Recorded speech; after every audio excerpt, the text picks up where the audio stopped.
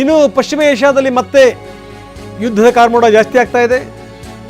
America ಯಾವಾಗ ದಾಳಿ ಮಾಡ್ತಲ್ಲ, Iran ಕೂಡ ಪ್ರತಿಕಾರಕ್ಕೆ ನಿಂತಿದೆ. ಅರಬ್ ರಾಷ್ಟ್ರಗಳ ಮೇಲೆ ಇರಾನ್ ಮಿಸೈಲ್ ಸುರಿಮಳೆಗೈದಿದೆ. ಅಮೆರಿಕಕ್ಕೆ ಭಾರಿ ಹಾನಿಯಾಗಿದೆ. ಕುವೈತ್ನಲ್ಲಿರುವಂಥ ಪೇಟ್ರಿಯಾಟ್ ಕ್ಷಿಪಣಿ ವ್ಯವಸ್ಥೆ ಅದನ್ನು ಇರಾನ್ ಧ್ವಂಸ ಮಾಡಿದೆ. ಸ್ಯಾಟಲೈಟ್ ಆಂಟೆನಾಗೂ ಕೂಡ ಹಾನಿಯಾಗಿದೆಯಂತೆ.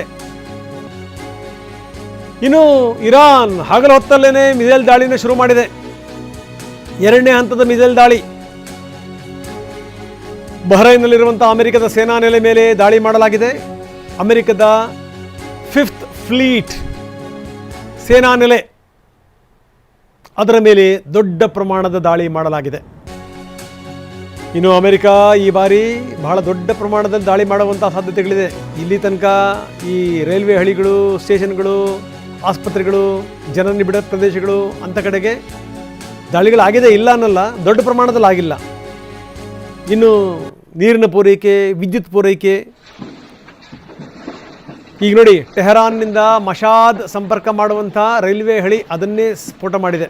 ಮತ್ತೆ ಯುದ್ಧದ ಸಂಗತಿನೇ ಮಾತಾಡಬೇಕು. ಯಾಕಂದರೆ ಕುವೈತ್ನಲ್ಲಿ ಈ ಅಮೆರಿಕ ಸೇನಾ ನೆಲೆ ಏನಿತ್ತಲ್ಲ ಅದರ ಮೇಲೆ ಇರಾನ್ ದಾಳಿ ಮಾಡ್ತಾನೇ ಇದೆ. ಭಾಳ ಸುಲಭವಾಗಿ ದಕ್ಕುವಂಥ ಪ್ರದೇಶಗಳು ಅಂತಂದರೆ, ದೇಶಗಳು ಅಂದರೆ ಈ ಕಡೆಗೆ ಬಹ್ರೇನ್, ಆ ಕಡೆಗೆ ಕುವೈತ್.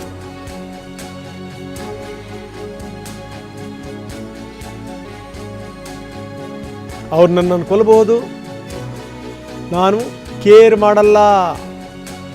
ನನ್ನ ಕೊಂದರೂ ಸರಿ, ನಾನು ಹೋದರೂ ಸರಿ, ಆದರೆ ಕೇರ್ ಮಾಡಲ್ಲ. ನೋಡಿ ಟ್ರಂಪ್ ಹೇಳ್ತಿರುವಂಥ ಮಾತು, ನಾನು ಅವರ ನಂಬರ್ 1 ಟಾರ್ಗೆಟ್, ನನಗೆ ಗೊತ್ತಿದೆ. ಈಗ ಅವರೆಲ್ಲ ನಾಯಕರು ಹತ್ಯೆಯಾಗಿದ್ದಾರೆ. ಈಗಿನ ನಾಯಕರು ಕೂಡ ಹೋಗ್ಬೋದು, ಯಾರಿಗೆ ಗೊತ್ತು. ನಾನು ದೇಶಕ್ಕೆ ಒಳ್ಳೇದು ಮಾಡಿದ್ದೀನಿ, ಜಗತ್ತಿಗೆ ಒಳ್ಳೇದು ಮಾಡಿದ್ದೀನಿ ಅಂತ ಟ್ರಂಪ್. ನೋಡಿ ಎಂಥ ಭ್ರಮೆನಲ್ಲಿರ್ತಾರೆ ನಾಯಕರುಗಳು. ಒಂದು ಬೆಸ್ಟ್ ಎಕ್ಸಾಂಪಲ್, ಜಗತ್ತಿಗರು ಒಳ್ಳೇದು ಮಾಡಿದಾರಂತೆ. ಸೊ ಇದು ಸಂಗತಿ. ನಾನು ಜಗತ್ತಿಗೆ ಒಳ್ಳೇದು ಮಾಡಿದ್ದೀನಿ. ಏನು ಹೇಳ್ತೀರಿ ಈ ಮಾತಿಗೆ? ಇರಾನ್ ಮೇಲಿನ ದಾಳಿ ವಾರಗಟ್ಟಲೆ ಇರಬಹುದು. ಇದರ ಅರ್ಥ ಏನಪ್ಪ ಅಂತಂದರೆ ದೊಡ್ಡ ಪ್ರಮಾಣದ ದಾಳಿ ಆಗುತ್ತೆ ಅಂತ ಅರ್ಥ ಗೊತ್ತಾಗ್ಬಿಡುತ್ತೆ ಅವ್ರಿಗೆ. ಇವ್ರು ಯಾಕೋ ಸುಮ್ಮನಿರಲ್ಲ ಅಂತ. ಬನ್ನಿ ನಮ್ಮ ಪ್ರತಿನಿಧಿ ಹರೀಶ್ ಈಗ ನಮ್ಮೊಂದಿಗೆ ನೇರ ಸಂಪರ್ಕದಲ್ಲಿದ್ದಾರೆ. ಹರೀಶ್, ಯಾಕೋ ಯುದ್ಧದ ತೀವ್ರತೆ ಜಾಸ್ತಿ ಆಗ್ತಾ ಇದೆ. ಟ್ರಂಪ್ ಹೇಳಿದಂಥ ಮಾತನ್ನು ಕೇಳಿದ್ರೆ ಅಷ್ಟು ಸುಲಭವಾಗಿ ಯುದ್ಧ ನಿಲ್ಲುವಂಥ ಲಕ್ಷಣಗಳು ಕಾಣ್ತಾ ಇಲ್ಲ. ಬಹುಶಃ ಇದನ್ನು ನೋಡಿದ್ರೆ ಅನಿಸುತ್ತೆ ಹಿಂದೆ ಆಗಿರೋದಕ್ಕಿಂತ ದೊಡ್ಡ ಪ್ರಮಾಣದಲ್ಲಿ ಯುದ್ಧ ಆಗಬಹುದು ಅಂತ. ಏನಂತೀರಿ?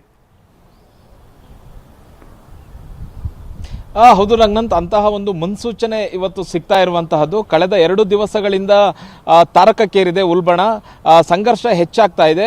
ಬಹು ಮುಖ್ಯವಾಗಿ ಹರ್ಮುಜ್ ಜಲಸಂಧಿಯಲ್ಲಿ 3 ಹಡಗುಗಳ ಮೇಲೆ ಏನು ದಾಳಿ ಆಯಿತು, ಇದನ್ನೇ ಈಗ ಅಮೆರಿಕ ನೆಪವಾಗಿ ಇಟ್ಕೊಂಡು ಇರಾನ್ ಮೇಲೆ ದಾಳಿಯನ್ನ ಮಾಡ್ತಾ ಇರುವಂತಹದ್ದು. ಸುಮಾರು 90 ಪ್ರದೇಶಗಳ ಮೇಲೆ ದಾಳಿಯನ್ನ ಮಾಡಿದ್ದೀವಿ ಅನ್ನುವಂತಹದನ್ನ ಅಮೆರಿಕ ಹೇಳ್ಕೊಳ್ತಾ ಇದೆ.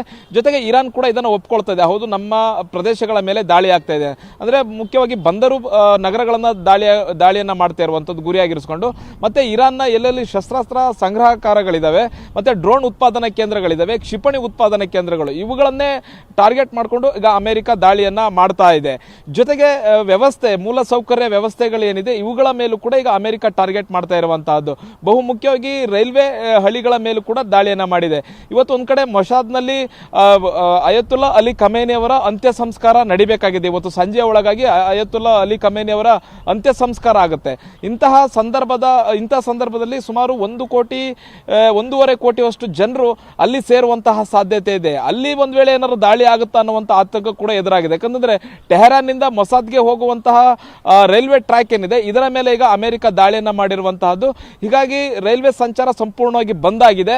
ಆದಷ್ಟು ಬೇಗ ರೈಲ್ವೆ ಸಂಚಾರವನ್ನ ಮರುಸ್ಥಾಪಿಸಬೇಕು ಅನ್ನುವಂತ ಕಾರಣಕ್ಕೋಸ್ಕರನೇ ತರಾತುರಿಯಲ್ಲಿ ಕೆಲಸ ನಡೀತಿದೆ. ಯಾಕಂದ್ರೆ ಟೆಹರಾನ್ ನಿಂದ ಮೊಸಾದ್ಗೆ ಲಕ್ಷಾಂತರ ಜನರು ಹೋಗಬೇಕಾಗಿದೆ, ಅಂತ್ಯ ಸಂಸ್ಕಾರದಲ್ಲಿ ಭಾಗಿಯಾಗಬೇಕಾಗಿದೆ.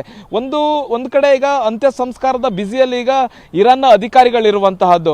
ಅಂತ್ಯ ಸಂಸ್ಕಾರ ಮುಗಿತು ಅಂತಂದ್ರೆ ಈ ಯುದ್ಧ ಮತ್ತಷ್ಟು ತಾರಕಕ್ಕೆ ಹೋಗುತ್ತೆ ಅನ್ನುವಂತಹ ಲಕ್ಷಣಗಳು ಕಾಣಿಸ್ತಾ ಇವೆ. ಆದ್ರೂ ಕೂಡ ಇದರ ಮಧ್ಯದಲ್ಲಿ ಅಮೆರಿಕಕ್ಕೆ ತಿರುಗೇಟನ್ನ ಇರಾನ್ ಕೊಡ್ತಾ ಇದೆ.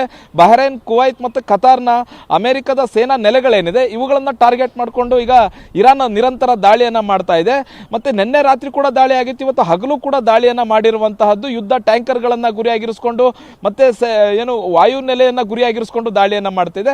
ಈ ಯುದ್ಧ ಮತ್ತಷ್ಟು ತೀವ್ರತರನಾಗಿ ಹೋಗುವಂತ ಸಾಧ್ಯತೆ ಇದೆ. ನಿನ್ನೆ ಮತ್ತೆ ಇವತ್ತು ಕೇವಲ ಹರ್ಮುಜ್ ಜಲಸಂಧಿಯಲ್ಲಿ ಕೇವಲ 14 ಹಡಗುಗಳ ಸಂಚಾರ ಮಾತ್ರ ಆಗಿದೆ ಅನ್ನುವಂತಹದ್ದು. ಜೂನ್ 16ರಿಂದ ಏನು ಅಮೆರಿಕ ಹಾಗೂ ಇರಾನ್ ನಡುವೆ ಏನು ಒಪ್ಪಂದ ಆಯಿತು, ಈ ಒಪ್ಪಂದ ಆದ ನಂತರ ಪ್ರತಿದಿನ 50ಕ್ಕೂ ಹೆಚ್ಚು ಹಡಗುಗಳ ಸಂಚಾರ ಆಗ್ತಾ ಇತ್ತು. ಆದರೆ ನಿನ್ನೆ ಮತ್ತೆ ಇವತ್ತು ಆಗಿರ್ತಕ್ಕಂಥದ್ದು ಕೇವಲ 14 ಹಡಗುಗಳ ಸಂಚಾರ ಮಾತ್ರ. ಅದು ಕೂಡ ಇರಾನ್ನ ಬಾವುಟಗಳನ್ನ ಹೊಂದಿರತಕ್ಕಂಥ, ಧ್ವಜವನ್ನ ಹೊಂದಿರತಕ್ಕಂಥ ಹಡಗುಗಳ ಸಂಚಾರ ಆಗ್ತಾ ಇದೆ. ಮತ್ತೆ ಬೇರೆ ಬೇರೆ ದೇಶಗಳ ಹಡಗುಗಳು ಹರ್ಮುಜ್ ಜಲಸಂಧಿಯನ್ನ ದಾಟ್ಲಿಕ್ಕೆ ಈಗ ಭಯ ಪಡ್ತಾ ಇರುವಂತಹದ್ದು. ಯಾವಾಗ ದಾಳಿ ಆಗುತ್ತೋ ಅನ್ನುವಂತ ಆತಂಕ ಈಗ ಇದೆ. ಹೀಗಾಗಿ ತೈಲ ಬೆಲೆ ಕೂಡ ಏರಿಕೆ ಆಗ್ತಾ ಇದೆ. ಜೊತೆಗೆ ಬೇರೆ ಬೇರೆ ದೇಶಗಳ ಷೇರು ಮಾರುಕಟ್ಟೆಯಲ್ಲೂ ಕೂಡ ಈಗ ತಲ್ಲಣ ಸೃಷ್ಟಿಯಾಗಿರುವಂತಹದ್ದು. ರಂಗನಾಥ್, ಧನ್ಯವಾದ ತಮ್ಮೆಲ್ಲ ಮಾಹಿತಿಗೆ. ಇನ್ನು ಸುಲಭವಾಗಿ ಸಿಗುವಂತಹ ದೇಶಗಳು ಅಂತ ನಾನು ಹೇಳ್ತಾ ಇದ್ದೆ. ಪಕ್ಕದಲ್ಲೊಂದು ಬಹರೈನ್ ಇದೆ, ಪುಟ್ಟ ರಾಷ್ಟ್ರ, ಅದರ ಮೇಲೆ ಯಾವ ಬೇಕಾದ್ರೂ ದಾಳಿ ಮಾಡ್ಬೋದು. ಈ ಕಡೆ ಕುವೈತ್ ಇದೆ, ಈ ಕಡೆ ಕತಾರ್ ಇದೆ, ಇಲ್ಲೆಲ್ಲ ಅಮೆರಿಕದ ನೆಲೆಗಳಿವೆ.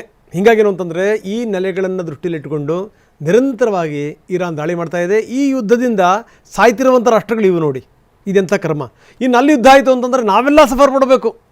ಇಡೀ ವಿಶ್ವಕ್ಕೆ ಅದರ ಬಿಸಿ ತಟ್ತಾ ಇದೆ.